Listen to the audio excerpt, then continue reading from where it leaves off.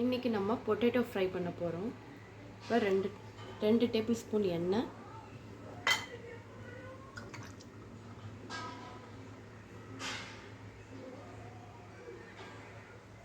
மூணு பொட்டேட்டோ எடுத்திருக்கேன், அதனால் கொஞ்சம் சேர்த்து எண்ணெய் ஊற்றிருக்கேன். லைட்டாக கடுகு 1 டேபிள் ஸ்பூன், லைட்டாக 1 ஸ்பூன் மிளகாத்தூள் ஃபஸ்ட்டே போட்டுடணும். இப்போ பொட்டேட்டோ உங்களுக்கு எந்த ஷேப்பில் தேவைப்படுதோ அரைஞ்சிக்கலாம்.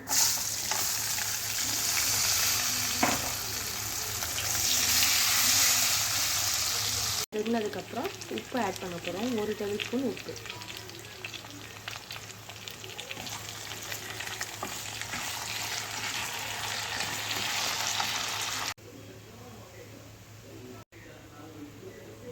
அவ்வளோதான், பொட்டேட்டோ ஃப்ரை ரெடி.